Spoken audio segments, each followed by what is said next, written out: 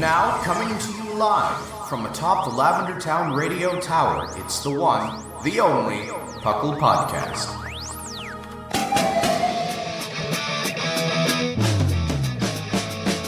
It's PUCL! PUCL! It's PUCL! PUCL! Pokemon Underground Champions League, oh yeah! PUCL! PUCL. And welcome to the PUCL Podcast. I am your host, Trainer Thatch, here today with my wonderful co-host. We've got the one and only Lord of the Land, Seth Vilo. It is me. I have returned from my stint away. And we've got the very knowledgeable Sharkfinnigan. Hello. Yeah. Welcome to the PUCL Podcast. PUCL, of course, standing for the Pokemon Underground Champions League, a nonsensical name we came up with in 2007. I almost said 2,000 years ago, which is almost right. That's what it feels like. That's what it feels like. It almost feels like it. Yeah.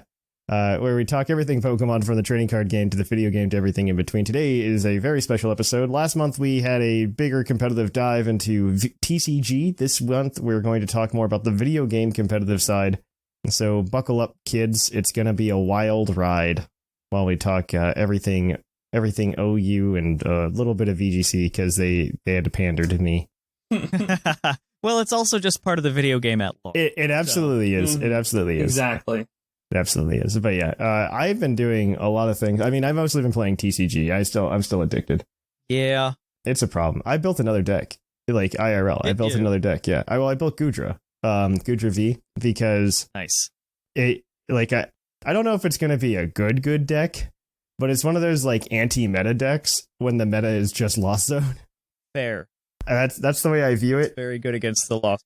I mean, I view it like Blissey or Duraludon in terms of competitiveness. Both they are definitely capable of winning a tournament, but it has to be the right tournament. Yeah. That's the way I see it. It's got to be the right tournament if you're going to play it. Mm-hmm.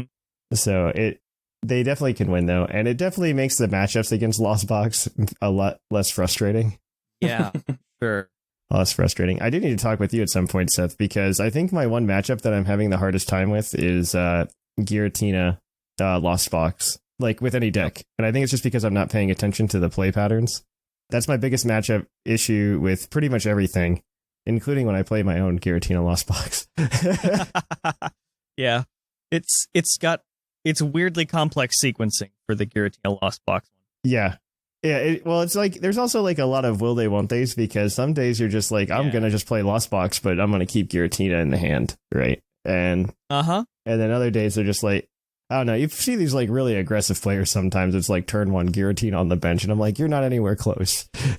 Yeah, you're not anywhere close. What are you doing? I don't know. I mean, I've played it before, and like I've made big Thornton plays, and it makes me very happy when you make big Thornton plays.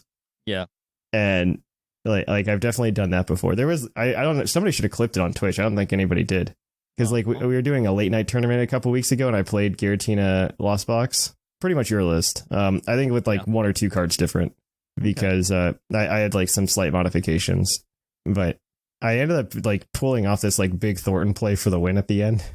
Heck yeah. Because I had like a Giratina V-Star in hand. They had knocked out the Giratina V-Star the turn before, but like I had a Comfey with an energy on it, so I just put the Comfey up, Thornton's Giratina's back in, evolve into V-Star, attach the rest of the energy with like a Mirage Gate for turn. Call an ambulance, yeah, but not for me. Yeah, it was a pretty big Thornton play. It was really big. They like Marnied me, because like I had all the cards in hand to do it, and they Marnied me, and thank God I drew into the three pieces I needed.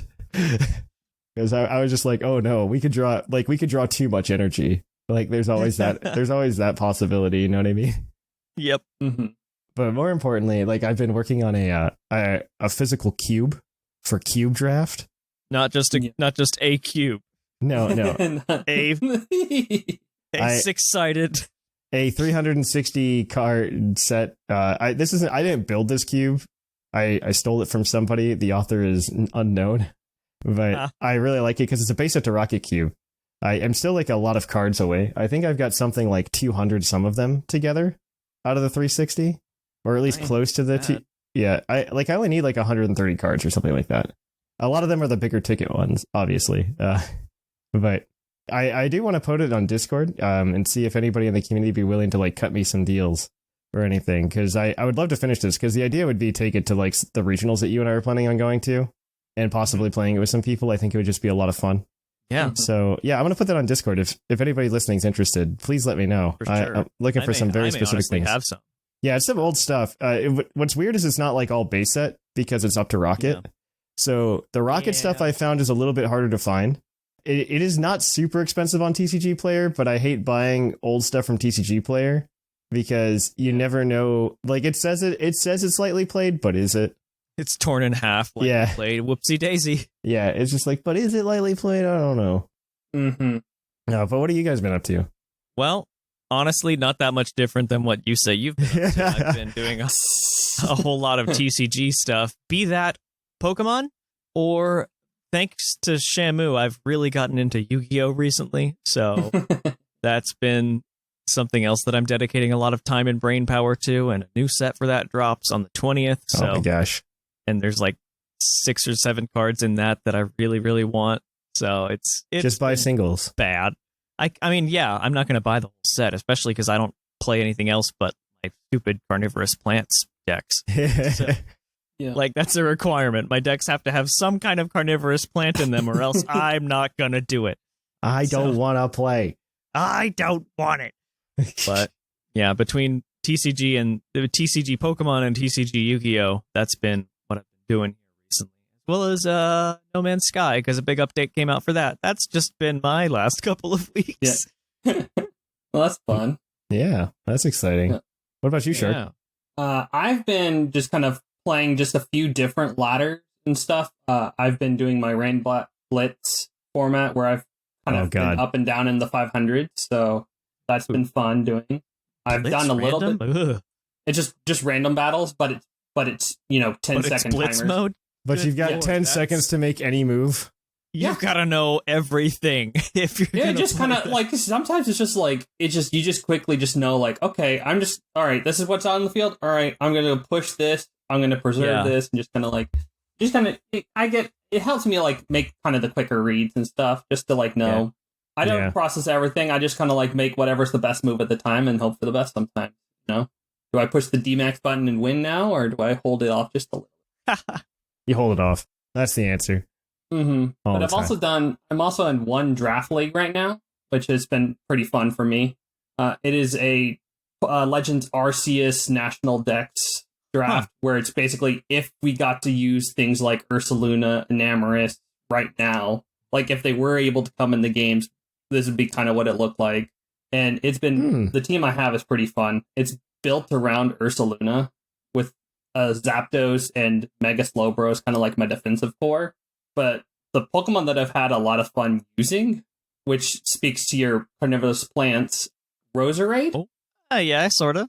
I've been using basically lead Roserade with Focus Dash, just to like set up spikes and Sleep Powder, just to like stunt any initial offensive pressure they put on.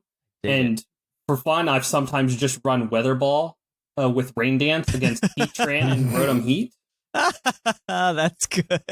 Yep. Then the other spicy Pokemon that I've used is Comfey, where there was one matchup where Volcarona literally bodies my team just because of bug fire stabs, and I used Fling Light Ball to paralyze it. Stop. And Acrobatics to 2-hit KO it.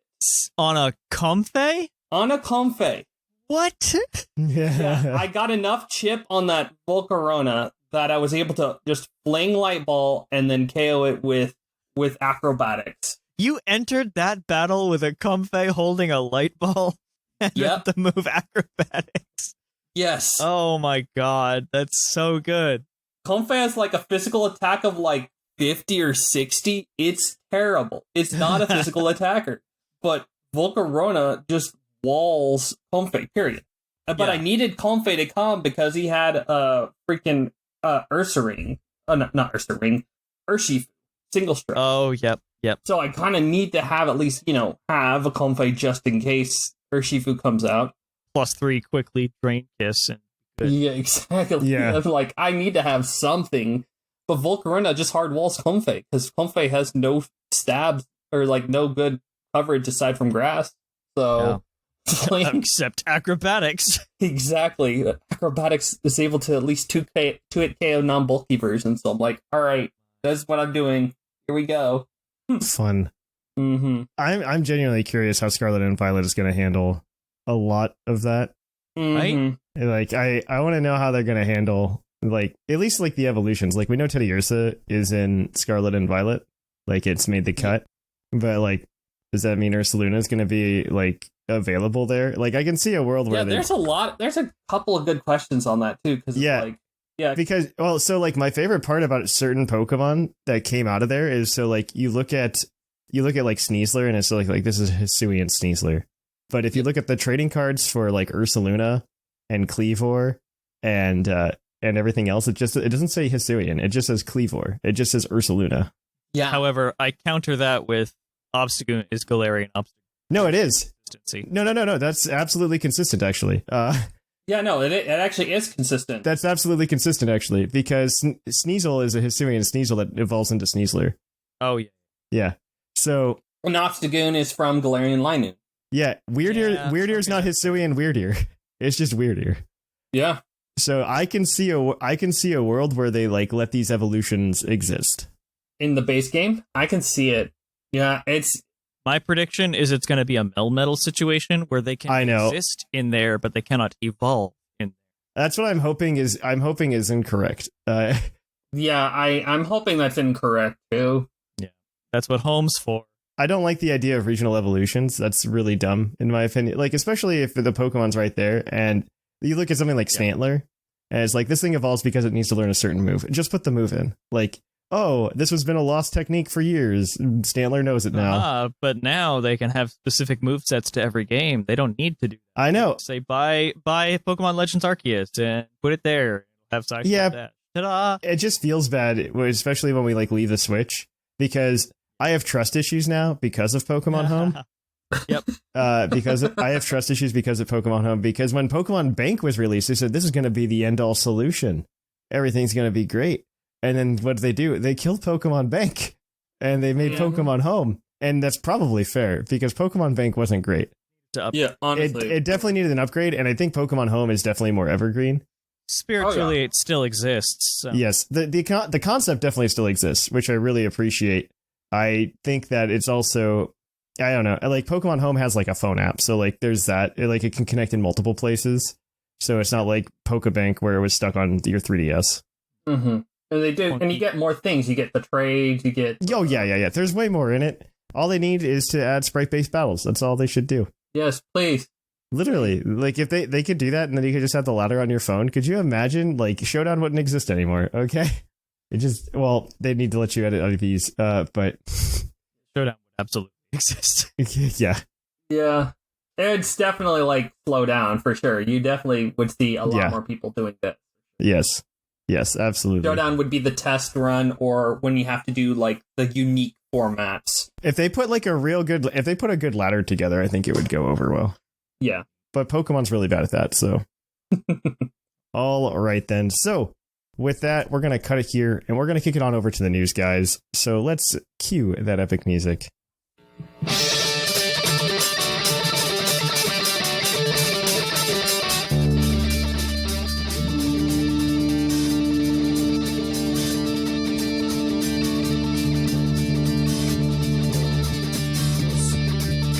Live from the Lavender Town Radio Tower.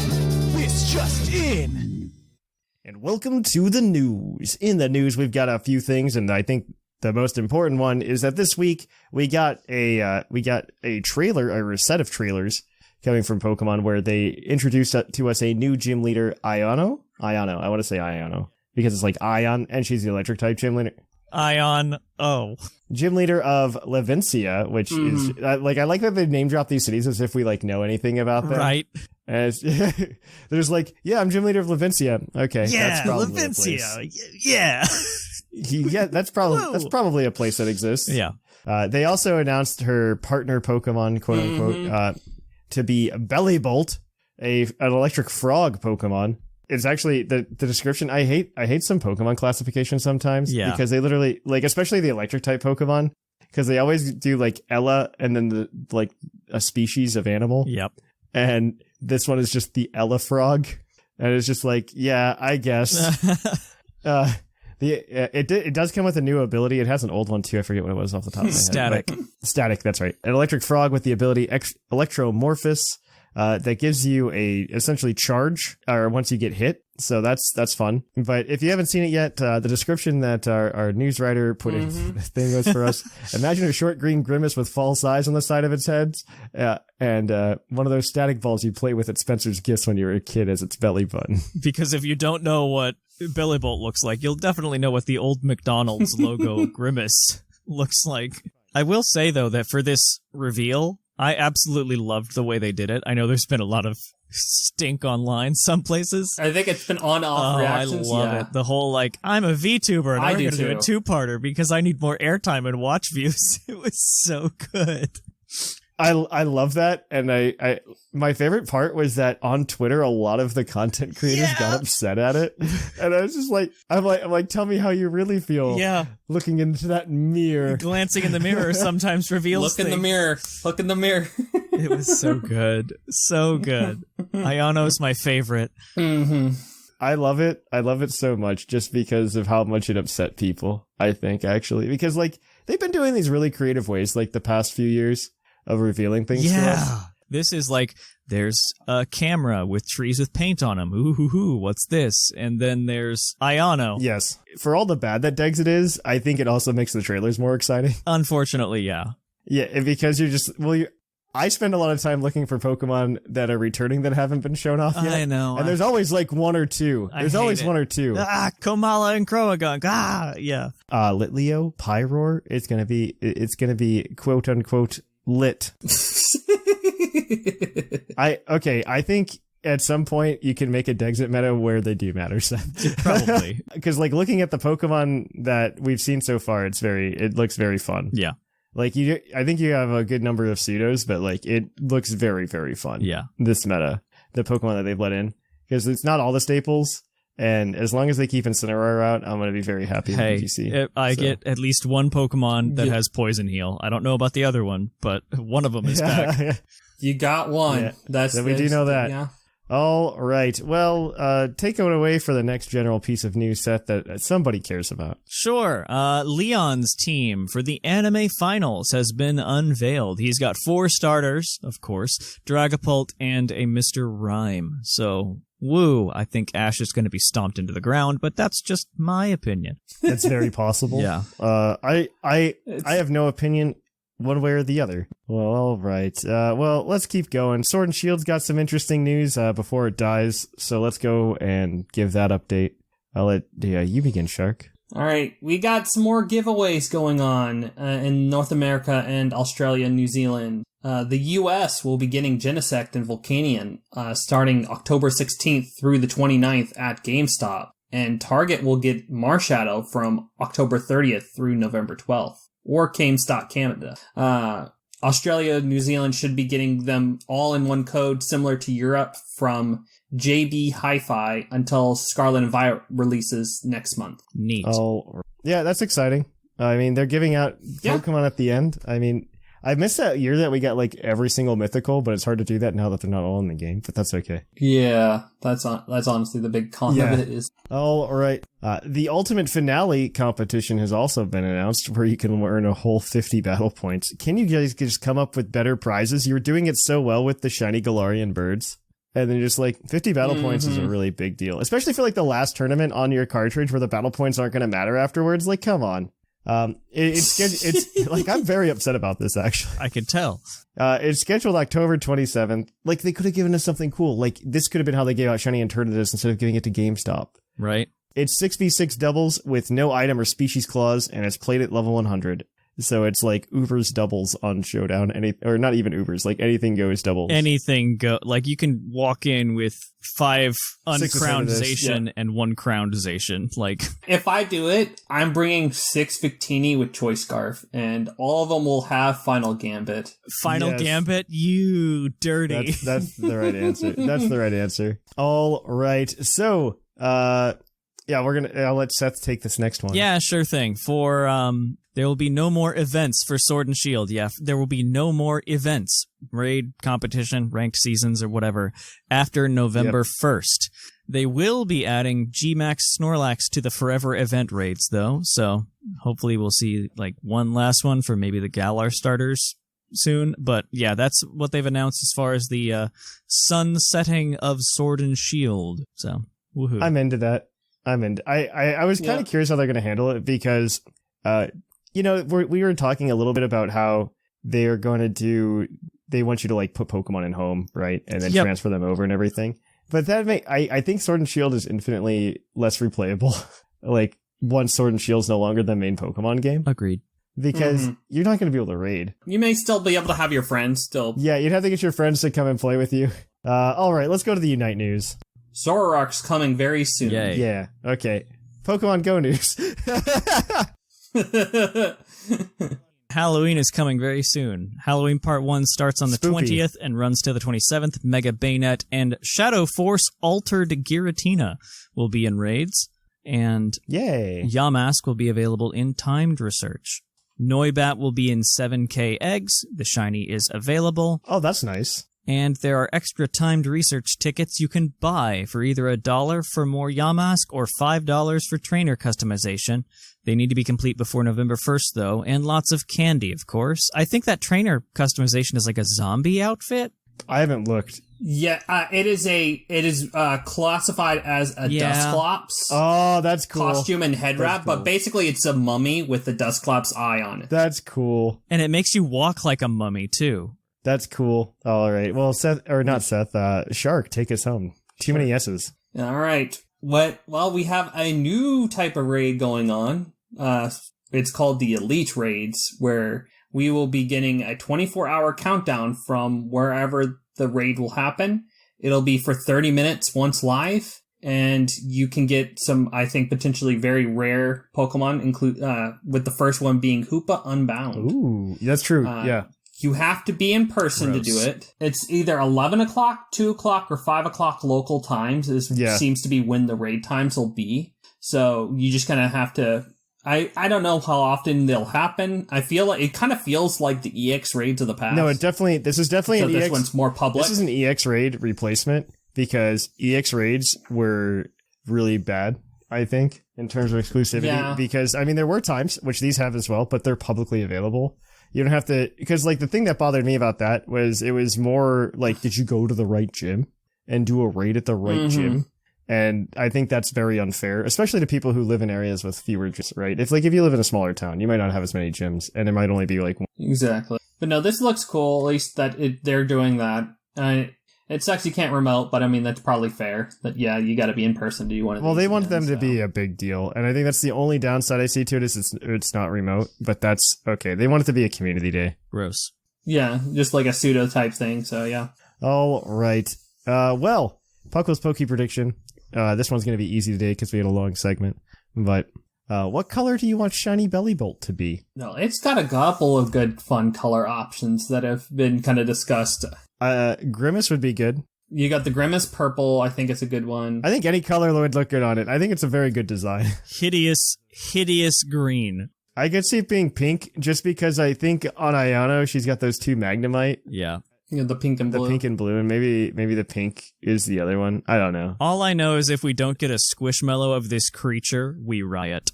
Oh, it will 100% No, happen. it really does look like a freaking Squishmallow already. Like, I legit just pulled up the avocado one, just because it... it's an avocado. It is an avocado. Like, that's so close. It's that close. Like, all you have to do is just put the false eyes on the avocado, and you're right, and just recolor it, and there you go. All right. Well, that is going to be it for the news today. We're going to kick it on over to Puckle's Poke Quiz, where we're going to quiz your co-host on their insane Pokemon knowledge.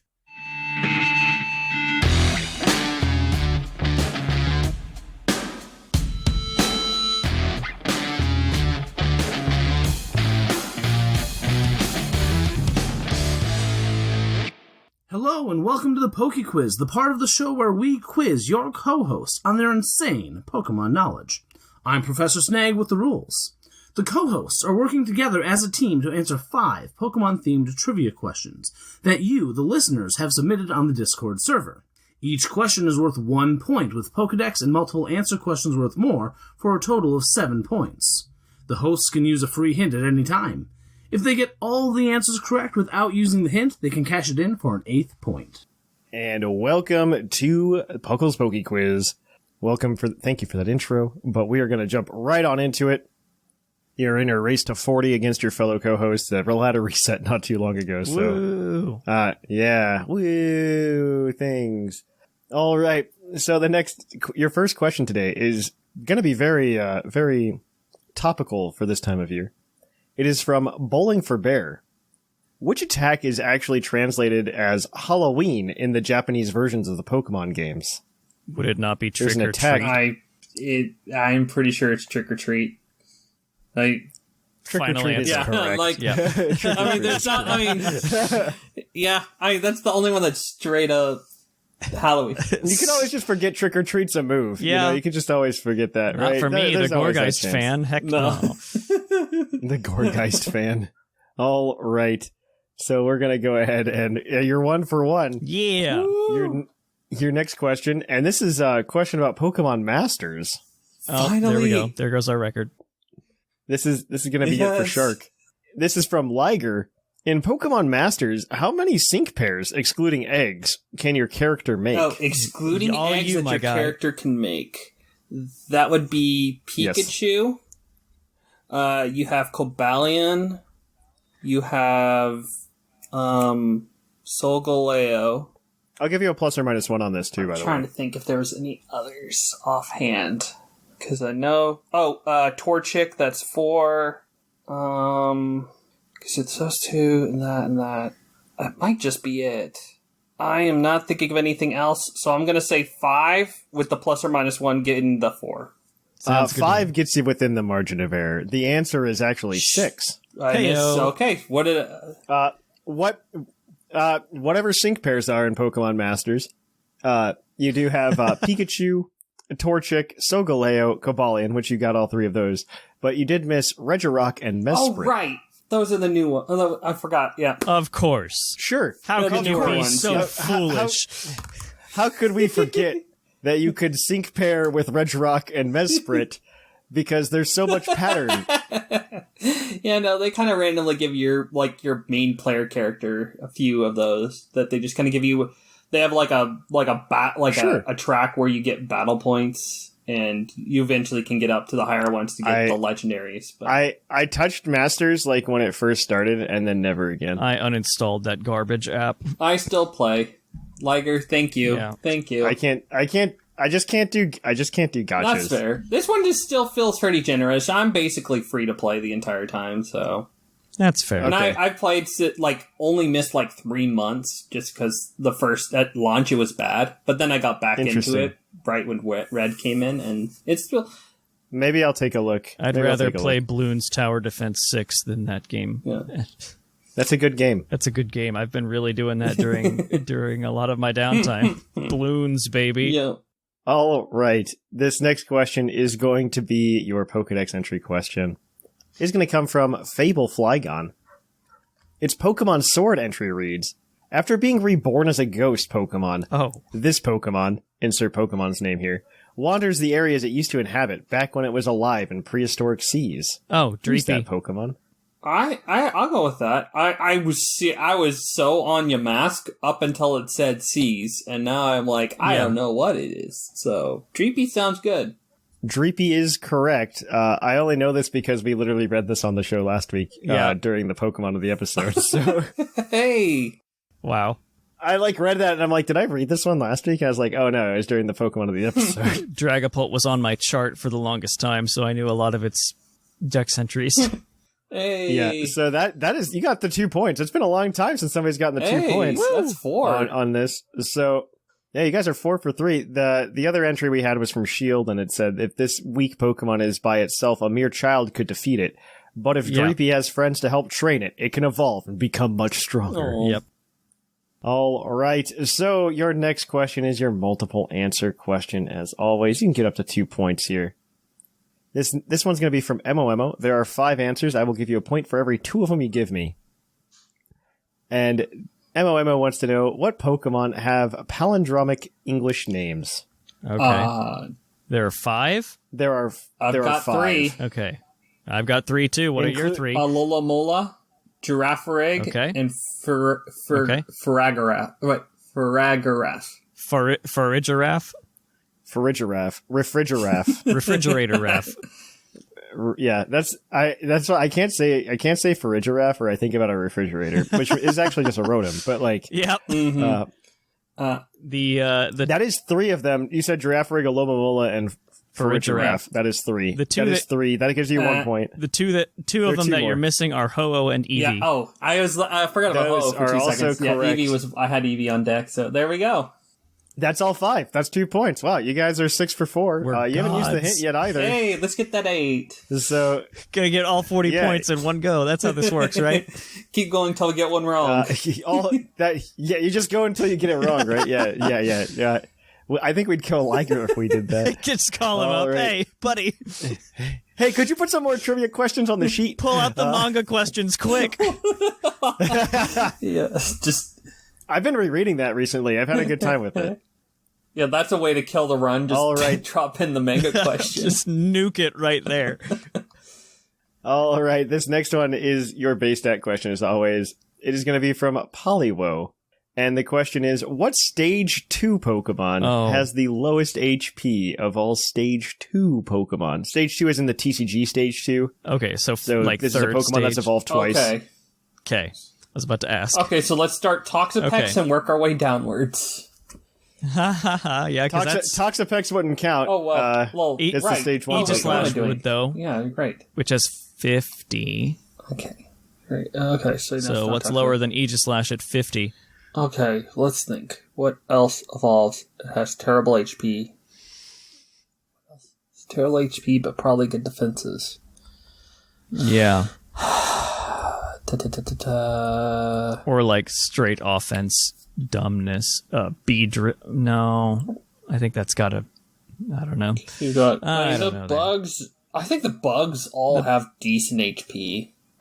I don't think it's any of those, Sort of. like the quote, like Pavilion, Beedrill. Bug and the word decent don't tend to go together, so... I don't think it's like great, but I think it's like, you're talking about like 60 to 70 HP. Above 50, yeah. Yeah, above 50. It's not awful HP. Yeah. I'm trying to think, what else is like base 50 HP that is 2-stage? I just really can't think of much right now. I don't think that... I'm thinking of ghosts, too, because those tend to have low HP. I can't really think of any 3 stages ghosts that would be that low. Gengar I think has more than that. Yeah, I think it's like 70. Yeah, so you've got honestly, I can't think of many 3 gates. So do you guys have an answer? I kind of like Aegislash, honestly.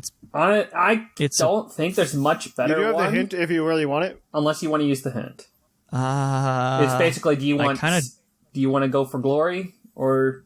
I want to go for glory. I kind of want to see if we can do Aegislash it. sounds good. I'm good with it. Lock in. Final answer. Aegislash is unfortunately incorrect. Curses. The answer is Dusknoir. Oh, okay. With a base HP of 50 or 45. Oh. I think Aegislash is actually higher than 50. Maybe the defenses go down to 50. Maybe that's what I'm confusing it with. That's absolutely what you're confusing it with. Aegislash's base HP is 60. Oh. Well, I mean, I'm not far off. There are still Pokemon lower than that, though. If you were ever in a situation where you're at Pokemon trivia at a bar where they ask you these things and they aren't me, I want to go to that bar. for future reference, this never happens to anybody. But Alakazam is next at 55. Oh. And then Hatterene is after that at 57. But you guys got 6 points today, which puts you in a tie for second place with almost everybody else that's been on the show since the ladder reset. So currently we have in first place Mark with 8 points, and in a 6-way tie For second place, we've got Linian, Claude, R Sigma, Jushiro, Seth Vilo, and Sharkfinnigan. Hey. Everybody else has yet to get on the board. What fun times. All right. Well, if you want more of this next week, you can always tune into the show. Or if you haven't already, go over to patreon.com/puclpodcast, where you can go ahead and listen to Puckle's Game Corner, which came out this last week. Heck yeah. Over on Patreon. Every month you get a new Puckle's Game Corner Patreon edition over at our patreon.com/puclpodcast, where we do more awesome trivia stuff like this. So if you want an extra show a month, this is a great way to go ahead and do it and support the show at the same time. All you got to do is access it at the $5 tier. But until then, though, guys, we're going to kick it on over to the topic. If you like that, make sure you check out the Patreon at patreon.com/pucklepodcast, where this Thursday we're going to release a new episode of Puckle's New Game Corner Plus Patreon edition, where some of your favorite co-hosts face off against each other in a couple different games that test their trivia knowledge. So please check it out if you get the chance. We'll catch you on the flip-flop. And welcome to our topic. Our topic today is going to be sunsetting competitive Pokemon on cartridge, OU and VGC. So I'm going to let you guys guide because I haven't done much OU in my time in Gen 8. I've done a little bit. I got into it for half a second. Most of this I credit to the timer because despite Dexit, I would have played a lot of OU in Sword and Shield had I been able to play it on cart. Honestly, yeah. Mm-hmm. One of my favorite things to do is to find a team and then build it on cartridge. Yep. I was unable to do that. Or just like, it's not that you were unable, it's just there was no motivation to do that, right? Well, yeah, because you can't complete a whole match. You can't do it. Typically, right? Yeah. Like, 20 minutes is, like, if they would have done 30, I probably would have done it. Maybe. I probably would have done it with 30. Because I would say something in the range of, like, 80% of the matches I ever played in X and Y and Sun and Moon finished within 30 minutes. Must be nice. Yeah, because I'm not you, Seth, because I don't... No, honestly, though, it does bring in some of the stuff here. I definitely think OU overall has slowed down since Sun and Moon. Yeah. I think, firstly, Absolutely. you got to go with the big elephant in the room, Dynamax. Dynamax is so much of, like, in doubles, I think it's totally fair because it creates a kind of a different meta, but it's still fairly balanced when you have the potential to 2-on-1 to balance out that double HP. Yep, exactly. I think it also helps create an interesting meta where you have a partner Pokemon that can also take advantage of it. That's not the Dynamax. Exactly. I don't know. I think BSS is broken. Like, let's be fair. Like, Battle Stadium singles. Yeah. Is a little broken with it. That's still a little bit more balanced, only in that, one, unlike OU, you have the Battle Ready mark, which is probably one of my biggest qualms with OU right now, honestly. Fingers crossed we fix it. I think OU would see a semi-resurgence if we had a Battle Ready mark OU. Yeah, but that's next gen. We're sunsetting this one. Yep. Yeah, because, like, Teleport Clefable's nonsense. Right. Like, it's nonsense. I think, like, some of the biggest impact that came to OU this gen was the Let's Go Eevee and Pikachu moves. Sort of. Teleport was one of the big things that it did keep its Let's Go Pikachu Eevee effect, which it was... You got Arcana a little bit, but literally it made Clefable, like, even more powerful than it was, and Slowbro got new life. The Slowbro, Slowking, both of them got to have some good fun in the sun in OU. Even without the Mega Slowbro itself. I think they just had fun in general. Mega Slowbro to begin with wasn't great. Mm-hmm. Even the Galarian forms were a lot of fun too. Yeah. For both of them. Good for both of them. The Dynamax thing was one big change that we had going into this. We had a couple other things that we kind of either saw coming into this, had to deal with early on, or made predictions that were just flat out wrong. Like, in preparing for this show, Shark pointed out that he was, what were you, listening back to old Battlecast episodes or something like that? And you found the point where I said, oh, Aegislash is going to be banned immediately, just like before. Yep, they like, we thought, oh, Aegislash was going to be broken, but they kneecapped his defenses. That was for a different reason. This is the gen they nerfed him, though, right? So exactly. And nerfed the shield. That was a good nerf. And offenses. Yeah. I think overall, this is the gen that Pokemon really like focused on the competitive. Yes. Right? They actually tried to balance it because they were no longer like, well, here's 700 creatures, just do it. Or 800, I guess, at the time of Sun and Moon. Just figure it out. But this time it was just like, well, we only gave you 400, so like we're going to do something with it. Yeah. Granted, I think some of those 400 were stupid and redundant. Oh, well. Metric. That was a whole other thing we had to deal with, was this is the first time that we haven't had access to all of the Pokemon. I'm going to call this out just a little bit. A little bit, but like... I'm gonna call it out, because pre-bank metas existed. While true, you know what I mean. Like... Yeah, I love them, and I think more people should have played them because they were way more fun. That was a temporary non-access to all of them.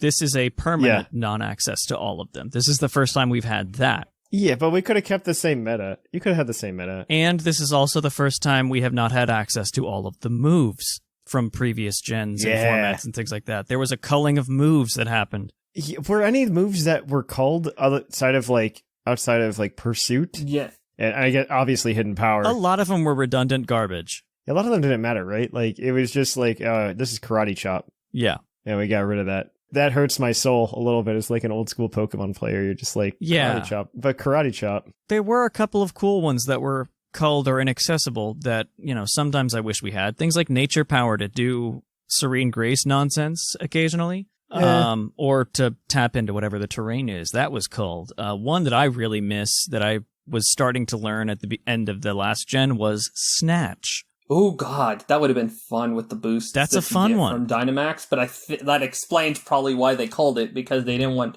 prankster Snatch, Well, I don't think it snatches the boosts. It snatches specific status moves that are snatchable. So, like G-Max moves wouldn't be, because that's a damaging move. Like if something recovered, you could steal its recover, and that's what that move does. But that's a cool one. Like some moves, most of them were garbage. Some of them were kind of cool. Pursuit and Hidden Power, of course, were the huge ones. Yeah, especially with the that ghosts. That really changed a lot of things. Like it made ghost and psychic types actually viable. So I mostly see the move culling as a good thing. Like at first I was a little put off by it because mostly it was just like there's too much change. But I really like the move culling. I think losing Hidden Power and Pursuit specifically, those two, was great. I think Hidden Power was definitely well offset by one of just a minor change to the game, which I think is actually like a good one, was adding TRs in addition to TMs. Like the idea of now there's 200 moves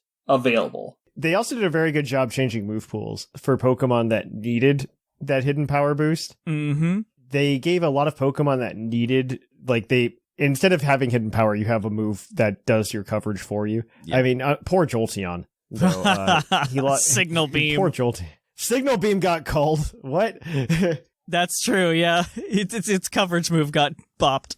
Yeah, electric types were the ones I think hit the worst. I think they were most electric types did not get a good Hidden Power replacement, and they suffered a lot this gen. Yeah, I think one of the cooler things they did were the move tutors in Isle of Armor, because it was unlike move tutors before, right? Where they were just like, oh, here's a bunch of moves we already had. And I don't know, like the move Sword and Shield changed a lot of the formula in that we got DLC, but also the DLC was different. And not all the Pokemon were available, which is like still kind of a sore spot, but they were so close. So close. Yeah, no, there's some pretty, really good moves from those tuner moves. Flip Turn, albeit as minor as it is, a very, that helped, give water types some momentum. Yeah, those came out really well. Poltergeist giving a real physical ghost stab. It made Alola OU viable for quite a while. You gave Starmie U-turn, that's kind of nice.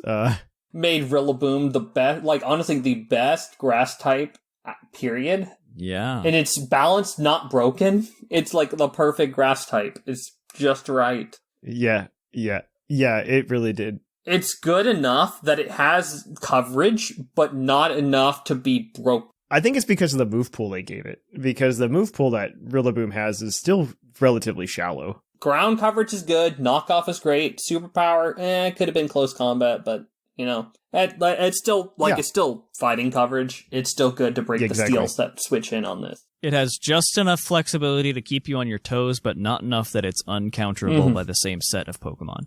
That's all I want. Urshifu's the same way. I mean, at least in terms of, Urshifu was crafted for VGC. Like, I don't care what anybody says. They go, oh, it's really... Rapid Strike, anyway. Both of them. Single Strike in OU environments was stupid. Yeah. Well, I'm talking about VGC. In the context of VGC. Yeah, I know. Who cares about Urshifu's ability outside of VGC? Like, where it just hit through Protect and Detect and everything. A lot of people did. When it was, like, honestly, that was one of the biggest factors to it being banned, was that you couldn't... Choice Band was the most popular set, by far. Mm-hmm. And... I agree with that. At that time, Clefable was primarily a teleport user, wish port kind of thing. But Clefable could not... and other Pokemon, of course, could not protect to find out what move it was locking itself into. Boo-hoo, poor Clefable. I know, poor Clefable, poor other things, but that's part of the reason why Urshifu Single Strike was banned. I understand. In VGC, it's a lot more interesting. I don't know.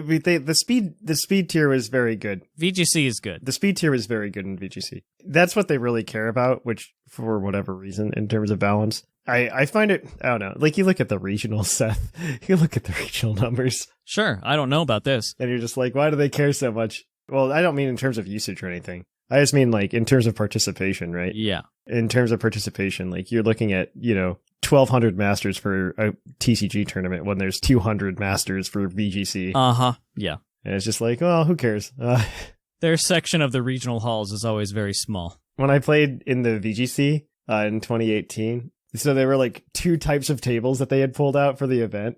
Mm-hmm. And like one was really nice and they gave all those to the TCG players, and like these really crappy wobbly ones that would give you splinters. That would give you splinters because they were from like the 1960s. That's what they gave the VGC players. I believe it. It was, I was just like, this checks out. Yep. This checks out. So, but yeah, I don't know. VGC, VGC's fun. I think it's also partially due to my old age. In my old age, I like quicker matches nowadays. And so a VGC match I can turn around in like 10 minutes, right? One thing I want to note with VGC, because they actually, I was really looking at how the Sun and Moon meta was and how it kind of compared to what Sword and Shield gave us. It's a lot different. In terms of team composition as a whole, because there's two factors I think into it. First of all, you have... honestly, one of the biggest changes to the format is that speed changed mid-turn. Oh, absolutely. So if you have Tailwind, Max Airstream, or speed swap strategies where you just can make a Pokemon faster or slower, you can just alter how that's going, so you can use your setup move on one Pokemon and then your big hitting move on your other one, and it would be faster. So with that change, and you have Dynamax here, making you have a big, fat, Pokemon that... This meta in VGC was much more similar to the Gen 6 metas, like the earlier ones. Not like end game chalk. I would say Sun and Moon was more the outlier, in all honesty. Because Sun and Moon was the first time that, VGC slowed down, which is really weird to think about. Because, some of the first matches in Sun and Moon came down to Toxic Stall. I'm not even kidding. What game is this? Seth doesn't play VGC. No, I don't. It was, I kid you not, it was literally it was like a Celesteela Subseed Toxic Stall type deal that happened. I kid you not. That was one of the first winning teams. I believe it. In the Sun and Moon era. And I love it. Mm-hmm. But in early 2013, 2014 type deal, you had a lot more fun stuff running around. I mean, that's the Pachirizaru, right? Mm-hmm. You had a lot more fun stuff, in my opinion, when they did that. And I'd say the same thing happened for Sword and Shield until Incineroar came back. I think Incineroar is the worst Pokemon to put in the game if you want balance, or at least interesting composition. Which kind of brings up another couple of changes that happened this gen, just because we're hitting before we go into the new stuff that really changed things up from that perspective, we're hitting kind of the things that changed from one gen to another. And they attempted to balance Incineroar a little bit. They didn't. Well, sort of. In this way. A lot of abilities block Intimidate now. Yeah. They did do that. I think that's more than an Incineroar problem, because yeah. Mm-hmm. Before Incineroar, there was the problem of Landorus, which is very much the same as Incineroar. It's kind of the same vein, though, the same spirit a little bit.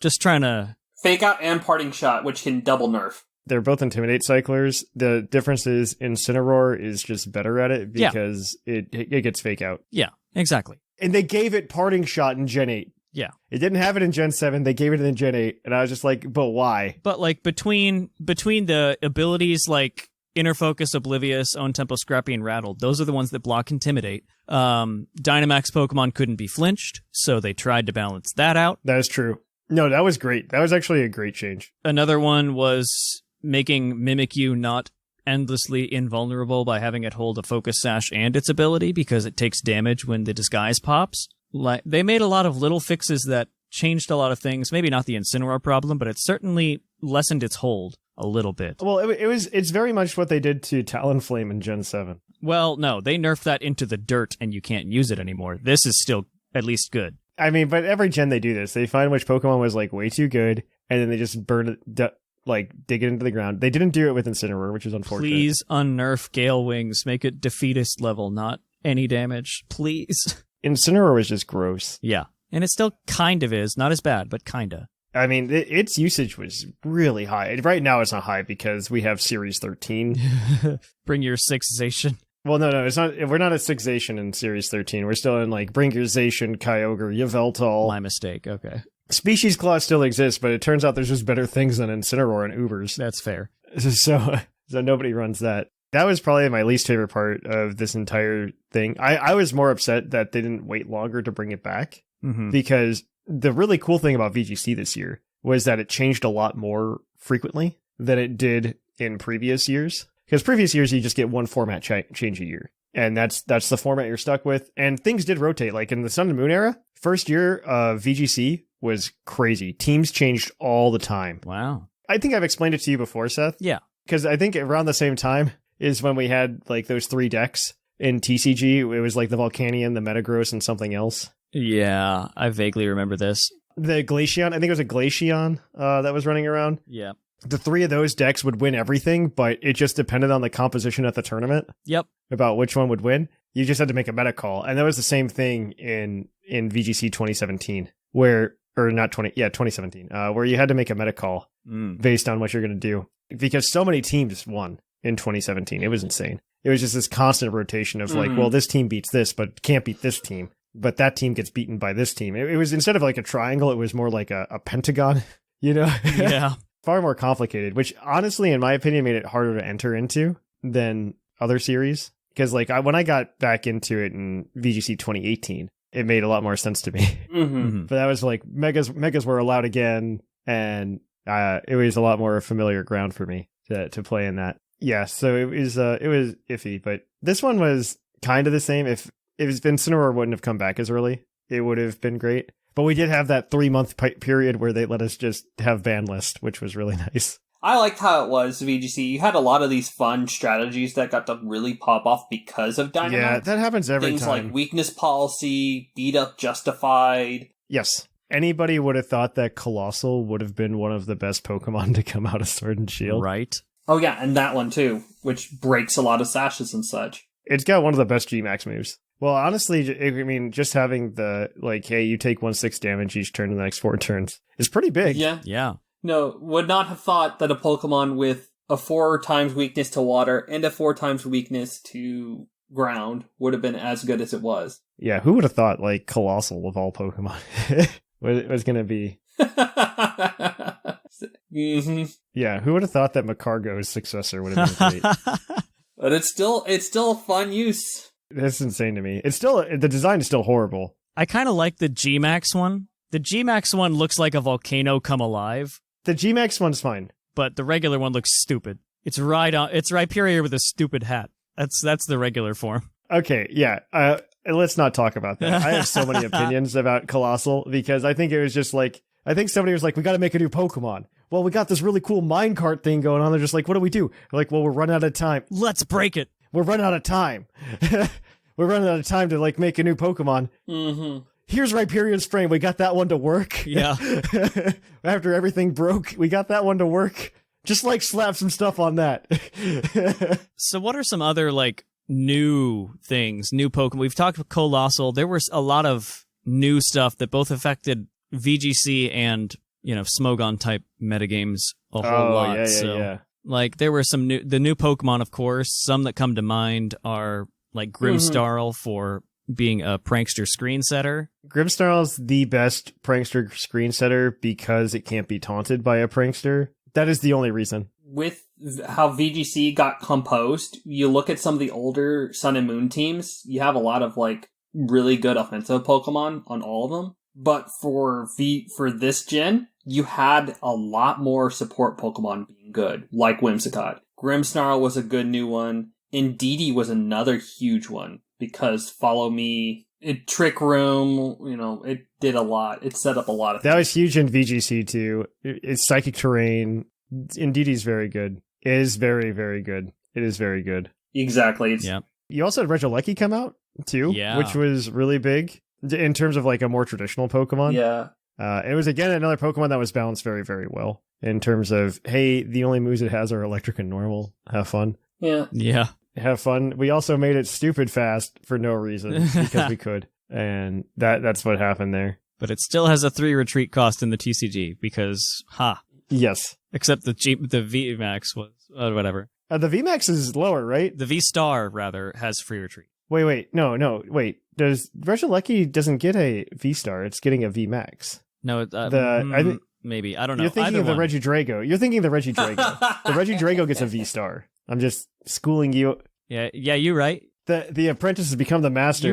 You're right. Because what I noticed is regular Regieleki V has 1 retreat, and then Regieleki VMAX has no retreat. Yeah, fair. All right. But either way, regardless, this isn't the TCG. This isn't the TCG episode, okay? Yeah, it's the VGC. What are we doing here? It's just Thatch finally becoming better at Seth, at a TCG thing. Ooh, you got 1 card. Yeah. To be fair, I got our last match too. That's true. In late night. So, like, what are some other Pokemon? I can take the OU side. There were definitely a whole lot of shakeups there. Like, Corviknight, for example, is Skarmory but better, minus the hazards. In a lot of ways. It is. I think Corviknight's really big. The other one that's really big in OU, and to a lesser extent VGC, was Galarian Corsola. Yeah, until knockoff that was pretty available. Big. Yeah, that became really big. One of my favorites. I think knockoff needs to be cold. Well, if we get that moveset thing, a lot of them lose it. I mean, I'm okay with knockoff staying around. It doesn't need to be on everything. The battle ready mark should just exist when you bring the Pokemon in. Yeah, that's the game. Yeah. You don't need to go to a guy and get them to delete the moves. To be fair, Sword and Shield's a lot of experimentation, and I'm sure they're figuring that out. Yeah. But like if you go to Scarlet and Violet, the Pokemon should just be ready to go. Delete the moves. I don't need to hold on to Dragon Rage, okay? Yeah. Outside of Corviknight, though, there was a whole lot of other OU monsters. Things like Dragapult still are there to this day and annoying people. It's one of the best Pokemon. And then we get... Exactly. I was going to get to the banned ones here shortly after that. There's the entire Dracovish saga, where it could, one-shot a Toxapex if it wanted with a resisted move. A quick lesson in multiplication is what Dracovish is. That's what that is. My 90 base attack can do this much because I have 53 different multipliers on top of it. Yep. Yeah, because it was just a little better than Gastrodon at doing Seismitoad should never touch OU again, and the only reason it did is because of Dracovish. Which, in and of itself, had a very interesting impact because of Heavy Duty Boot. It could set rocks. That was it. Yeah. Yeah, Heavy Duty Boots was a new one. That one's it gave a whole lot of Pokemon a lot of life. It did that. It made Moltres OU viable for a while, just being able to have that. And even defensive things, like it made defensive teams a lot better. It made Blissey better than Chansey for once. Volcarona could function, Kyurem and Weavile could run Heavy Duty Boots well. Just made a lot of ice types really good. I love that item. I think it's incredibly balanced. Even for me, as a person who loves to hazard stack and be that annoying guy, I think Heavy Duty Boots is incredibly balanced and needs to stick around. Then, there's other banned things, like the brief stint that we had Galarian Darmanitan in the game with its auto choice band ability, which was dumb. Oh my gosh, that was garbage. Galarian Darmanitan was so confusing to me because they're just like, yeah, you remember Darmanitan? And they're like, yeah, Darmanitan, that like really okay Pokemon. They're like, yeah. So hear me out. The Galarian one. The Galarian one. Well, instead of like giving it sheer force, like, the normal ability. Yeah. Why don't we just like, I don't know, like make it have a choice band ability? Oh, and then when it holds a choice band, like it'll just cancel out. No. No, it stacks, my guy. It stacks. It stacks. Wait, so I can't use a choice scarf though, because like, no, you can't. No, you can totally use a choice scarf too. It's like a free dragon dance upon entry. Yeah. Yeah. Wait, on an ice type? Yeah. And you know this new mechanic that we have where we Dynamax? That undoes the move lock that you have on choice band, so you can choose another move for a turn. Yeah. Yeah, you know what? Let's keep it, let it have Flare Blade still. You know, it's still fine. You know, Ice Fire. Yeah. Oh, yeah. This all... And somebody goes, yeah, that's a great idea. Green I don't light. see anything wrong with this. It's got stupid coverage. It's got everything really well. Yeah. I see. I see nothing wrong with this. And let's make it look really stupid. Yeah, let's make it look like Yep. Another thing that needs to be banned to the Shadow Realm forever. Ugh. It's fine. It'll never show up again. It's fine. The other thing that needs to be banned forever is Cinderace, because that thing is stupid. I don't know why it was an OU for so long. I actually think Cinderace is better. They like got a second chance at Greninja, and they did it better. Because Greninja, they were absolutely stupid. And they're just like, okay, so we're going to give this Pokemon a move or an ability that lets it change its type so that pretty much every move it does is stab. And they're like, yeah, but should we like limit its move pool at all so it can't change to like every type? And somebody went, no, why would we do that? No. Then with Cinderace, they're just like, okay, we're going to give it like somewhat of a deep move pool, but not like that deep. At least Cinderace is always physical, as opposed to Greninja, which could mix. Yeah, you could mix with Greninja. Like, Cinderace, I think, is way better, because if you look at the move pool it has, you're looking at like 5 types. And all of them that's realistically going to be. That's fair. Greninja was like, oh, by the way, I have like 10 types that I typically use. Yeah. Rock Slide Greninja was not out of the question. Like, I saw Rock Slide in Gen 6. You had Groundium Z. Yep. Coming out of a dig. I think, yeah. Yeah, out of a dig. Access to extrasensory, which isn't a bad move. Yeah. Mm-hmm. I got more stats. I honestly think Ash Greninja was a downgrade. That's where we differ, my friend. It's a hot take. That's fair. It's a hot take. I was just trying to make a hot take. Yeah, that's I know. All. That's where we differ. Yeah. Court change losing court change was kind of sad. Once Libero was actually out too. Court change was cool. Like regular Cinderace without Libero or whatever. It was sort of I'm more neat. upset Court change didn't get wider distribution. Yeah, I hope it does. I hope it gets some cool, like, imagine, what's that? Passimian. That would be fun. Passimian with Court change? I think you could just hand out Court change to a lot of Pokemon and it would be a very fun meta. Because it's like a spinner, but worse. And I really like it. I've liked how they've, for the most part, taken the starter signature moves and spread them out the gen after. There are so many cool things I could see having Snipe Shot. Snipe Shot would be so cool with wider distribution. They've been really good about this. Like the past 2 gens, they take not just the starter, but they just take big mechanic from the gen before and spread it out in the next gen. Like Parting Shot, like you said. Yeah, like Parting Shot was a big one. Another one is they gave terrain to other Pokemon that weren't Tapus. Yep, and then nerf terrain too, thank God. Not only that, they also nerfed the Lele's by not giving them the signature terrain moves. Because, God, we were all scared. We were all scared when we heard about those. The big move. Yep. Okay, Bulu with grassy terrain would have been okay. Yeah, Bulu needs something. Okay, Bulu needs something. Let him have his day, okay? Let him have his day. Let him be okay. What is it? Expanding Force Lele would have nuked everything. That would have been... They were very smart about that. Yeah. They were very, very smart about that. Even with the nerf. Yeah. Yep. So what were some other new things? There was the other fossil Pokemon that had their own brief stints because they all have that crazy move that does double damage if they're faster. The only one that had a brief stint other than that was like Arctozolt, right? Arctozolt and Dracozolt. Dracozolt had some sand success. Yeah, it's not as good. The one I mean is Arctofish then. That shouldn't exist. Arctofish is nothing. That didn't go anywhere. I've actually got a deck. I've got a deck list for you, Seth. I want to send it to you later. Honestly, Arctofish had a little bit of success in lower tiers where Hail was there, because that threw off a lot of things. And a lot of the lower tiers, too, had some really interesting changes from OU. For example, one of the big ones is that in UU and below, Light Clay, the item, was banned. OU and up is the only place where it's legal right now,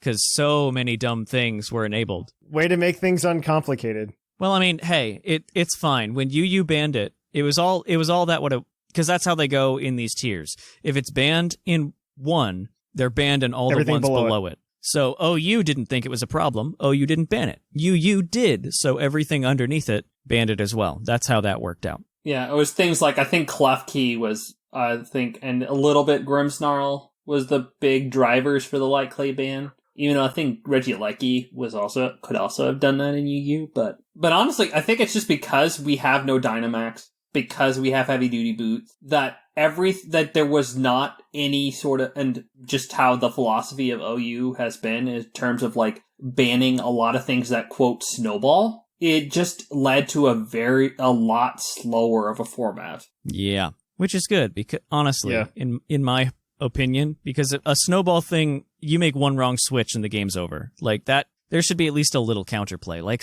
Calyrex Shadow Rider, for instance. You let one wrong thing absorb a Shadow Ball and it's done. And Magirana. That was the problem with Spectrier too, right? Pardon me. Yeah, Spectrier. I meant Spectrier, not Calyrex. It's very hard for me to separate those. I actually got in trouble in the Triple Tri Attack tournament because my opponent and I, or my teammate and I, forgot that they were the same Pokemon technically. Yep. Shadow Rider and Ice Rider. Yeah, no. The species clause is active. And I was like, oh. Whoops. I was, because like the way I equate them is like, this is just Spectrier Final Form and Glastrier Final Form. Yeah.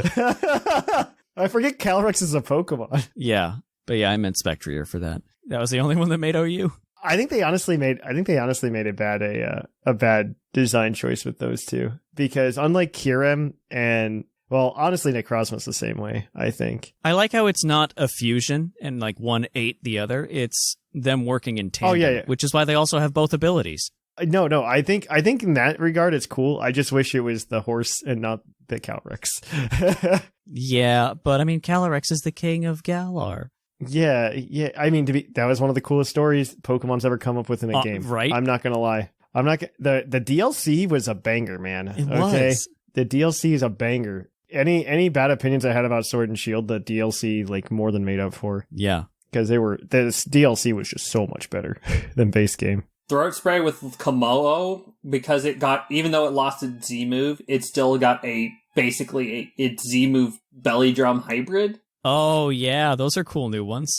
Throat Spray for sure did a lot. Mm-hmm. Yeah. I definitely think so. Something like Lycanrocs would have been kind of useful to break the screens, and some of those lower tiers would have been good. That was so cool that they made the Z move into a normal move. I liked that a lot. I wish they did that with a couple more things. An accurate Stone Edge that breaks terrain. That would have been so cool. And, Clangorous Soul was such a cool little addition. Wonder if they'll do that with Snorlax. Give it a move that lets it recycle this berry next gen. Yeah, I like that they've turned its Z move into an actual move, so good for them. Yeah, honestly, yeah, I think we kind of hit a lot of these winners and losers that I have pulled up here. G-Max moves come back. I feel like we've talked a lot about winners. Yeah. I think, a lot of the winners. Yeah, I think all of them won because of the different reasons we talked. Yeah. We talked about. Yeah, the new moves made a lot of them better. A lot of them worse were that they just didn't get new things. Yeah. I guess it's a definition of power creep to some extent. If they're going to do Dexit the way they're going to do it, not introduce every Pokemon, I think they should introduce less of the quote-unquote fan favorites to give other Pokemon a chance to shine a little bit more. Mm-hmm. Because I think that's the strength of like the Dexit strategy, right? You could like Breloom might be okay in this next meta, depending on how many Pokemon are there and which Pokemon are there. Breloom might be okay, and that's never happened before. I can't wait to run Stall Breloom again. Oh my god, I'm so excited! Poison Heal, Leech Seed. Oh. Like we don't have like a ton of spinners, and I mean Fortress is confirmed, I think, right? Punko is there. Yeah, maybe it made Excadrill even better. Yeah, and which is a great change, by the way. Which is a great change. Even though Excadrill just got hard, I think Sand as a whole got worse as the time went on. Like it has Dracozolt to kind of like boost it, and technically Dracovish if in formats that allow it. But honestly, I think a lot of the new Pokemon, things like Rillaboom, Corviknight, really shut down a lot of Sand. So that weather honestly lost. And Excadrill went to UU for a while. Hippowdon's in UU. T-Tar dipped into UU as well. That was one of the last Pokemon that, like, the oldest Pokemon that stayed in OU for forever. It finally got down. Yeah. Its streak broke. Haha. Yeah, Fortress isn't in Sword and Shield. I didn't realize that, but it is confirmed for Scarlet Violet. Scarlet and Violet. Yeah, Scarlet and Violet's doing a really good job of adding Pokemon in that weren't there. Yeah. I'm gonna not lie. It's doing a very good job. Show me Gliscor. Show me Gliscor. Hopefully. Please! I am honestly surprised that a lot of Pokemon that are, like, they just didn't take every Pokemon that was in PLA since they're using the same models, seemingly, and just, like, slapping in, like, the 240 from that, and just being like, yeah, here you go. Here it is. We did it. Hey, They probably will by the time everything's said and done. They may probably slow rolling some of it. Oh, I'm sure we're going to get something similar to the number of Pokemon in Scarlet and Violet as we had in Sword and Shield by the end, right? Oh, yeah. Sword and Shield had something like 700 available. Yeah, I think every PLA mon will be. They may just slow roll it and make it like part of the home releases. Yeah, we'll just have to slow roll the genies in there. Just hope they're not in their base game. Oh, absolutely. It's just easy. I imagine there'll be home imports, yeah. And let you use them in a real game. If the data mine is correct and Enamorus has the ability that we think it has, can you imagine how stupid that's going to be? Hammer Arm Enamorus with Contrary? Hammer Arm gets called. Joke's on you. Well, superpower then. Which would make it the best, honestly, the best offensive fairy, naturally. Yep. And even if you don't go physical, like, it's the most disgusting moveset. Like, what's its other? Enamorus. Healer, and Healer is the other ability it's got. Yeah. So if it gets Nasty Plot, like, imagine that. Nasty Plot, Moonblast, Earth Power, and Mystical Fire. Those are all moves it just has other than Nasty Plot in the regular game. But, that coverage is dumb. Yeah. Well, all right. I mean, do we want to go anywhere else? I think we've had, like, a really good discussion. Yeah, I loved what Sword and Shield had. It was a very good generation, and the first time that I've felt that OU has been really, truly balanced in a long time. I do agree with that, actually. I would agree with that. And the thing, that I would caution against listeners is it sounds like OU might be boring for a lot of you, but that's just because they've found a point of stability where the only change that's happening is people developing new things, new sets, new things, and just kind of following meta trends. There isn't anything big and broken anymore that's throwing everything out of whack. So, other than maybe Melmetal, which they're currently suspect testing and will be the last suspect test of this generation, but that's the only thing that really stuck out. It's been a really good generation. They've been pretty expeditious on getting out things that needed to get out, and it's been really good. I look forward to, at least from the Smogon side, those kind of things and what this new generation will bring, and a lot of the precedents that have been set for Sword and Shield have been really, really good ones, honestly. With DLC being weird and messing things up on the normal timeline, they were a lot more willing and able to do quick bans for things that were clearly needing to go. And yeah, overall pretty good. I'm really, really excited to be able to play OU again and actually enjoy myself. That's just, as a generation sunsets, you start to lose interest in it. And I have hopes that the new mechanic gets to have a good time and actually stay OU relevant the entire time. I think it'll stay. I don't think it's too crazy. And the fact that you can do it to anything at any point, and you have to keep in mind the Terra type for each one of your Pokemon, and can do any one of them, I think it'll stay and stick around. It could be fun. I hope so, because I hope it's just if anything, they just do the appropriate changes to anything that, quote, snowballs. But in itself, does not look like it's going to be a snowball-y type mechanic. Not like Dynamax, that it's just makes something stupidly impossible to beat. The fact that it's still your normal move pool, other than Terra Blast, like that's what does it for me. And I just want to run Steel-type Avalugg. That's going to be bananas. I'm so excited for Steel-type Hisuian Avalugg is a Recover Stealth Rock Spinner with Body Press. Like, I'm so excited for that. Oh yeah, we didn't actually mention that. Body Press it was a new move that was really, really, really good. Oh my gosh, Body Press is so good. Just because you can just Iron Defense to boost your defense and your offense. God, that's one of my favorite moves ever. All right. I think this is a good place to wrap it up. Gen 8 was fun. We'll see you on the other side, I guess. Yeah. We'll be back. What is it? Like, we'll do another one of these in December, talking about what the heck we know we're talking about. Exactly. Yeah, in December. Yeah, we'll see. Yeah, we'll pretend to know what's going to happen in OU. Yeah, we'll see what on Earth has already happened, what we think is going to happen if terrestrialization was already banned. Like we'll find out in December when we do the VGC competitive again, or VG rather, not VGC. Yes, the VG. Yeah, don't say VGC. I know. Then people will just be like, why aren't we only playing doubles? I know. I mean, if they fix timer, I'm back on the OU train. Okay. Right. If they fix timer, I'm choo choo, man. Yeah. I'm choo choo. All right. But on that note, we're gonna kick it on over, guys, to the Pokemon of the episode. So we will catch you on the flip flop. Poke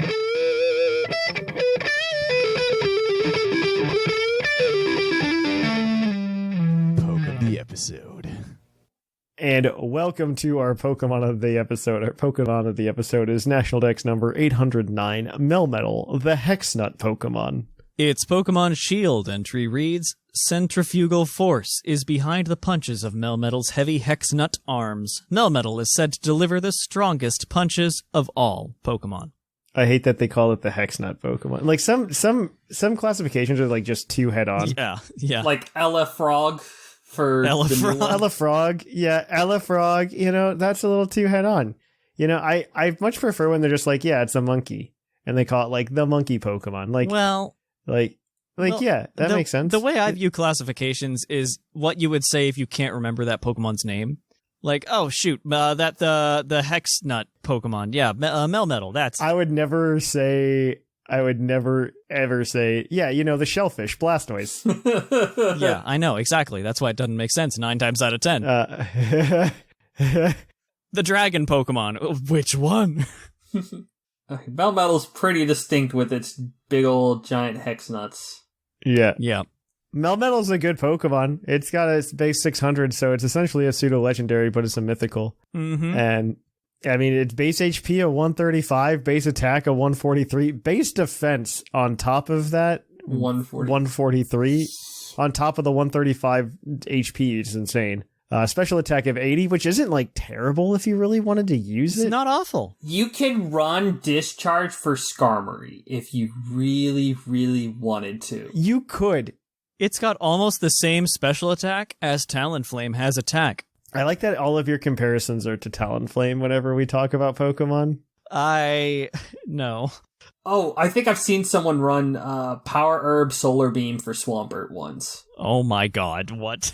That's fun. Yeah. That's cute. How specific. Yeah, I mean, Swampert's a good Melmetal check in general, so... Yeah. It's specific. Maybe not OU, but it's other formats, yeah. That sounds like draft cheese. That's what that sounds That's like. definitely draft cheese. That's definitely draft cheese. It's definitely... But it's fun. You can do it. Base 65 special defense, base 34 speed. Mm-hmm. Because he's slow boy. Because he's just a bunch of solder. Yeah. Mm-hmm. Just a bunch of solder. An incredibly powerful Assault Vest user with that stat line. Oh, yeah. Yeah, I'm very surprised that Melmetal isn't electric type. Right? Yeah. I'm very surprised. I mean, maybe they just don't want to give it like a second stab. It's like second stab and 4 times weakness to ground. I don't know if it it's a mixed bag of whether it wants that or not. It's the solder that's left over. I definitely like that they definitely like have it in the game code as they're preparing to let Meltan evolve in game. Yeah. Hopefully. Because it definitely has the evolution move for Thunder Punch upon evolution. I mean, it needs to happen. I think they need to require it. If Melmetal shows up in Scarlet and Violet, that is.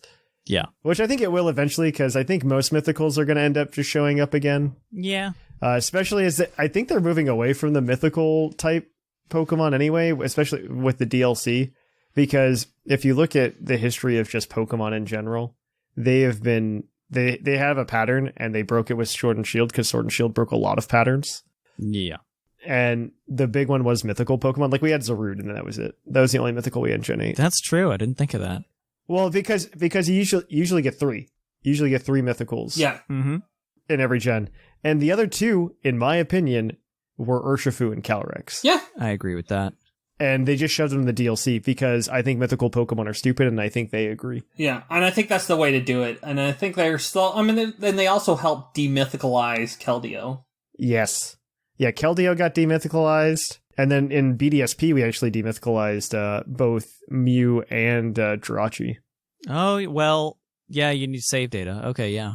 Yes, I say save data is fine. Yeah. If you're saying that, I meant like it now, like in terms of not needing an extra game. That was one thing, but actually, technically, they did that with PLA as well with Shaman. If I was on a desert island with every Pokemon game, how many of them could I get? Is the way I classify it. Yeah, that's the way I put it, because especially with the way they want to handle Pokemon now, in the terms of just like, hey, we're making it so every game matters for some reason. Yeah. So that you want to go back and play Sword and Shield after you play Scarlet and Violet, or maybe you start with Scarlet and Violet, so there's a reason for you to go to Sword and Shield. Yeah. Mm-hmm. Right? Which I assume is the whole point of this whole conundrum they've created for themselves. And I believe that's the point, is to like still keep sales of the games on the shelf, which I think is kind of stupid anyway, with some of the top selling games on the Switch anyway. Yeah. But, you know, call me a fool. Do we want to get back to the team before we dive full into Pokemon conspiracy theory? Yeah. Maybe we should. Yeah. But I'm wearing my tinfoil hat this entire episode now. So, we've got Melmetal holding Leftovers. The ability is, of course, Iron Fist, which makes it the most powerful puncher of all time.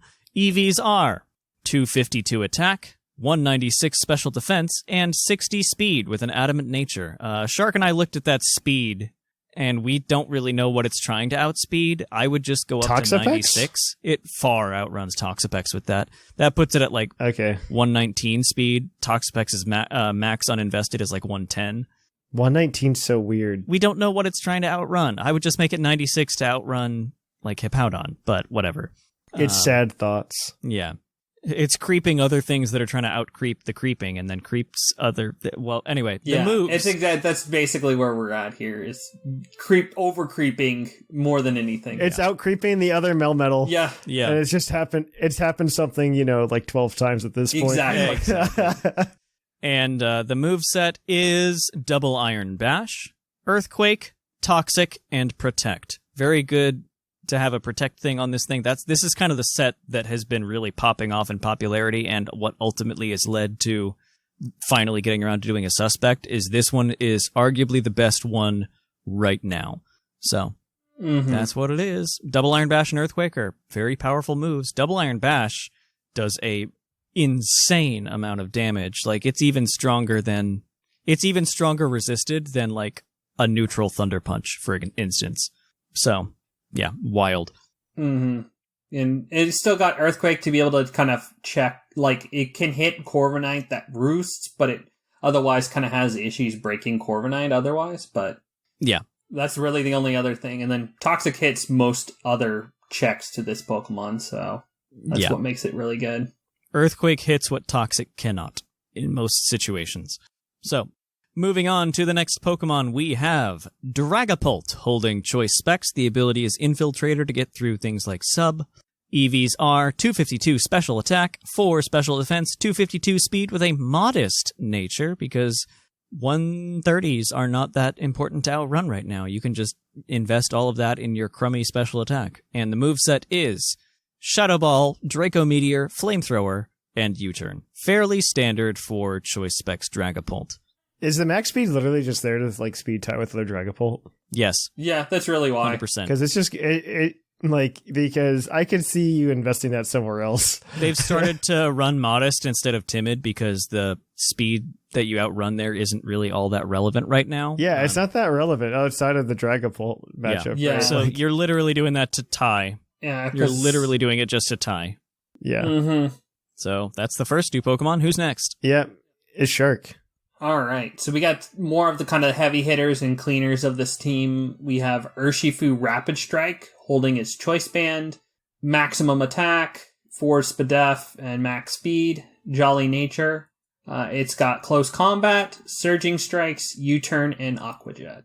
So this will just kind of break through a lot of the teams. Mm-hmm. And for kind of the breaking cleaning, you've got Tapu Lele with Choice Scarf, with 252 attack, 4 Spadef, 252 speed, Modest Nature, Moonblast, Psyshock, Thunderbolt, and Future Sight. Ooh, Future Sight is dirty. I like that it. That one's a little fun move here. Yeah. I like Future Sight. I mean, Slowbro was running it for a hot minute too, right? So like, yeah, it's nice because I feel like people forget about it. Yeah. And this team has a lot of offensive pressure here. So it's... it sets up a lot of pressure. You can definitely force out the Corviknight or any of the dark types here and just get the right matchup with getting Colt in and just be able to punish. Yep. The checkmate play is throwing a Future Sight in the air, switching Urshifu Rapid Strike, so they have to make the choice of do they get hit by the Future Sight or switch their Dark type in to get close combated. Exactly. That's the checkmate situation you create with that. Mm-hmm. All right. Well, I've got a couple, because this is a really atypical OU team, so it's running Landorus Therian. And I've never seen this in OU before. Right? Never. It's such a unique Never take. in my life. This is a really unique member of a team. I've never seen anybody run a Landorus Therian on an OU team. Not 44% at all. Not at all. Way less than 44. I've only hit the other 56% of games. I think I've seen it hit like 50% usage at one point. Nah. No, not in Gen 8, but it definitely at some point hits 50. Oh no, 50 it hit plus. it. I think it hit that in Gen 8. It hit that in Gen 8 too. I haven't been paying attention in Gen 8, so I wouldn't know. But yeah, so it's this is Landorus with Intimidate, obviously. It's got 248 HP because he a bulky boy with that 204 special defense investment and 56 speed, probably to outrun some base 95. Yeah, we don't know what that speed is there for. It's either, like creeping. honestly. It's creeping base like a little more than base 95. Maybe it might. Well, I guess without investment, but yeah, so it'd have to be. If it was me, I would pump it up so you hit 240 and outrun Adamant Bisharp, but that's just me. Yeah, that makes sense. Mm-hmm. Yeah, this is running Earthquake, Knockoff, U-Turn, and Stealth Rock. This is just Landorus. I don't know what to tell you. Yeah, bulky Landorus. We've also got a Zapdos on this team. Again, another Pokemon you rarely see in OU. And it's got heavy-duty boots on, because that was a new item we didn't talk about that made slight changes to life. Talked about it a little bit. Yeah. It made some difference. A lot of flyers got a lot better. And ice types too. It did save a lot of them. This is a pure attacking boy, because their job is to get rid of those hazards and just pop off some attacks. So this is 252 special attack, 252 speed, timid nature, and we've got Volt Switch, Hurricane, Heat Wave, and Defog to just clear those hazards, and then I guess hope for the 70% Hurricane hit on Rillaboom. You probably would hit Heat Wave though instead. Yeah, but. On Rillaboom, but you know what I mean. Mm-hmm. Hurricane is terrifying when it connects. Oh yeah, no. I've been using Zapdos quite a bit, and it's just a lot of fun to use. Especially if you can push the offensive versions. Yeah. It's good defensively, but also fun offensively. Yeah. I've always loved Zapdos. It's always had a place in VGC too. Yeah, that's kind of why I've ran the Rain Dance Roserade at times, because then I could just make Hurricanes always connect. Oh my gosh. All right. So yeah, if you want this team shiny-fied, except for the Melmetal, I think, and the Urshifu, we'll give those away on Patreon at the $10 tier or above, so you guys can definitely head over there and grab those. But yeah, this was fun. We haven't done an OU team in a while. Mm-hmm. This made me very happy. Can you have shiny Melmetal? I've got one in Go. Oh yeah, you can. Oh yeah, you can. You can. You're right. You can have shiny Melmetal. Oh, there you go. I don't know what I'm thinking. You're absolutely right. You're right. No, because I have one in Go too. Me three. You're right. I blanked out on that for a second too. Yeah, I just didn't think. I was like, oh, this is a new Pokemon. Probably not going to have... I'm surprised we didn't get shiny Urshifu yet. Yeah, I don't think we're going to get it, actually. We've got to have 50 battle points instead. Yeah, we're going to have 50 battle points. That's more important. Eat your 50 battle points. It's good for you. Mm-hmm. And you'll like it. We have shiny Urshifu at home. I don't know. The thing that was very, very fun about Sun and Moon was when they trickled in the Megastones for playing in the competitions. Yeah, that was fun. They need something like that in Scarlet and Violet. Mm-hmm. Trickle in something that we get. Like, I assume there's going to be some kind of resource to be able to change Terra types. Trickle that in, you know? Yeah. Trickle that in. Here's enough to make 5, if you just play. Yeah. But all right. That's the team. We're going to go ahead and kick everything over onto the mailbag. So let's do that. It's mail time! Send in your emails! Mail! And welcome to the mailbag. The mailbag is the part of the show where we read your emails on the show. We usually have a question for you each week, a prompt. Last week, I believe we just asked you how you felt about the trailers that dropped last week, or the week prior, because we've been getting a lot of Scarlet and Violet news. Yeah, it's been like weekly. I love it. We only got one response. How did you guys not care? There was quite a lot in that episode. There's a lot in that episode. Before we begin, I have to let you guys know that this episode is brought to you by the energy drink Green Toros, the energy drink that gives you hooves. Hooves. Hooves. And as always, we'll give the Green Toros back to anybody that can get it. The problem is the guy that wrote in already has it. So next week, though, we do want to hear from you. What do you think of Bellibolt, and or what do you think of Gen 8's competitive? Do you have fond memories, or do you hope that we get something new in Gen 9? I look forward to hearing from you at puclpodcast@gmail.com. But without further ado, though, let's jump into this email from Snackard. Hey yo, Puckle crew, Snackard here, and after the recent Scarlet and Violet trailer, I would say I am cautiously optimistic for Scarlet and Violet. Although I'm doing about as good of a job as bucket littered with golf ball-sized holes holding water, I love the TM machines concept. Right? Every open world needs a reason to explore the wilderness, and crafting TM should appeal to the casual and competitive player. Absolutely agree. I think a lot of us specifically forget that most of the fan base is casual. Yeah. And they'll enjoy this feature. Because, like we were talking about with just the numbers of people playing VGC competitively, it's so low. Yeah. Mm-hmm. It's just so low. Yeah. And as long as it seems easy enough to get, like, if you wanted the specific TM to make the certain Pokemon, as long as it's not too long of a grind, then it should be fine to have this TM machine concept. I don't mind that at all. I really like it. Especially with auto battles. Oh my god. I like it better than the infinite use TMs that we had, where it was just like, oh, I have it, so now I have the move forever. I have the move forever, but I have to do like a little bit of work to go get it. A mini quest, yeah. Yeah, I have to like do a little mini quest, and that's okay with me. Yeah, no, that's definitely fine. I can picture myself now getting induced in a Monster Hunter-like induced frustration as I fight the same Pokemon over and over again, looking for the TM's final item. It looked like the drop rates were pretty decent in the trailer, to be fair. They looked it, but yeah. Hopefully it's not that. Is it bad for my health? Probably. Taking years off my life? Who knows? Is it worth every second? Oh, you know it. I just hope that Scarlet and Violet do not feel disjointed by only having hubs to advance 3 stories. Instead of traveling from point A to point B, I want to feel like that I am on an adventure. I think we will this time much more than before. Mm-hmm. I don't know. Like, anything's kind of an improvement over what we have been experiencing. Yeah. The last couple of gens specifically. Like, the last time I felt like a Pokemon game felt like an adventure to me was X and Y. Yeah. It just felt like you were on a journey with your friends, which is what they intended it to feel like. Sun and Moon tried to recapture that, but made it very, very, very linear. Yeah. And I'm just not a big fan of that. Like, I would say X and Y is linear, but it doesn't feel linear. At least you were the protagonist in Sun and Moon and not watching the protagonist like in Sword and Shield. All you had to do is let me fight the Berserker with Leon. Right. That's all you had to do, is let me do that. I think that would have made a world of difference. All right. The thing I am most excited about is the Picnic's egg mechanic. Once my kid self realized my copy of Crystal wasn't glitched, it took many resets. I adored the odd egg in each Crystal run. That is my favorite thing, too. Perhaps in Scarlet and Violet, each area could have 20 or so Pokemon that could appear randomly in your picnic basket. It would prevent game-breaking Pokemon from being hatched in the beginning area while maintaining the childlike mystery I love so much in the original games. I don't know if I'm a fan of that. I really like breeding. And I hope that it exists to some extent in the game. Maybe not as early on as it did in Sword and Shield, or in any other Pokemon for that matter. I think it should be something like mid to late game. Yeah. We finally get access to breeding. I do like the idea of just getting a random egg. That is the best thing in the entire kind world. Of. I need control. I want both.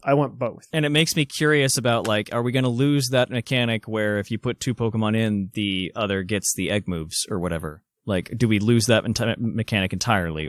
I love egg moves. I love egg moves. Mm-hmm. But I mean, if you put the egg moves on the TMs, then it's fine. I mean, they technically called a lot of the tutor moves in general, but put them on TR. Sort of. Yeah. So that's true. I could definitely see them taking it into the TM machine route, right? There's just part of it that's the charm. Yeah. I don't know. Part of the charm of Pokemon is like doing that kind of stuff. Passing down the lineage of from this Pokemon to the next. Blah, blah, blah, blah, blah. Do I like IV breeding? Not particularly. Yeah. No. I do like egg moves. Yeah. I think that is a very fun thing you could be doing. I hope bottle caps are easier to get. Linian also brought up a very good point. I don't know if this was on the show or if it was just we were talking in voice. I really do want to be able to like breed my starter, right? That way I can like hand out eggs around Christmas. Oh, yeah. I don't know. It's a very shallow reason. It's a very shallow reason to like want there to still be some control over breeding. I think there will be. I don't know how, but I think there will. Maybe like the first two in your party are the one. I don't know. We'll see. I'm sure there will be something. I can't see them axing it entirely. I can see them doing it in such a way that you can't ride your bike in circles. Yeah. You know what I mean? Like I can see a way that they're going to try to force us to slow down breeding. Yeah. Because I believe Masuda has in interviews been very much so against it. Where he has gone ahead and said, I really don't like that you guys are just playing the game by riding your bike in circles. Yeah. But that's been a huge thing with Pokemon a lot lately, because I feel like a lot of it has been, we want you to play the game, we want you to play the way we want you to play it. Yeah. Yeah. Which I think is a bad design, but that's okay. Let's see. It would prevent game-breaking Pokemon from being hatched in the beginning area while maintaining childlike mystery I love so much in the original games. I want Odd Egg. Just give me Odd Egg. Mm-hmm. One last thing, touching on the photo mechanics, who's ready for Puckle's photo league? Having a judging panel of Puckalonians can submit photos while competing with each other to see who has the highest rated photo and win Puckle's photo league. We actually did something similar to this around Pokemon Snap when that came out. Which was a lot of fun. Who says no to this brilliant idea? All we need now is Professor Oak saying, "You were close," post, gloriously filling the Discord as far as the eye can see. Keep on keeping on, Snacker. Those have to be emojis if we do it. Yeah. Yeah, you were close. Yep, yeah. Yeah. It's framed perfectly. Well, thank you for that email, Snackard. That was the only email we got today. So make sure you email us next week. I'd say give him the Green Taurus badge, but he already has it. We'll take it off and we'll put it back on. Get a nice polish real quick. Yeah. So there you go. If you want to email us next week at puclpodcast@gmail.com, do you like Bellibolt? What color do you think his shini's going to be? Did you like competitive in Gen 8? What do you hope for competitive in Gen 9? Let us know. puclpodcast@gmail.com. In the meantime, if you want to keep up with us throughout the week, the best place to go is our Discord at pucklediscord.com. You can, of course, keep up with us on Twitter, Facebook, and Instagram. Additionally, you can always go and check us out at YouTube, youtube.com/pucklepodcast. You can see me live on Twitch on Tuesday and hopefully Thursday. I keep meaning to do Thursday, and then something happens. Yeah. You can catch me over at twitch.tv/thepucklepodcast and come and hang out. I really just like hanging out with you guys. You can, of course, always support the show over at our Patreon, patreon.com/pucklepodcast, where we've got things like Puckle's New Game Corner Plus Patreon edition. You can hear us, or you can get the Pokemon giveaways that we talk about on the show each week. But without further ado, I guess, I have been Trainer Thatch. I have been Seth Vilo. I've been Sharkfinnigan. And here in the Lavender Town Radio Tower, it's closing time.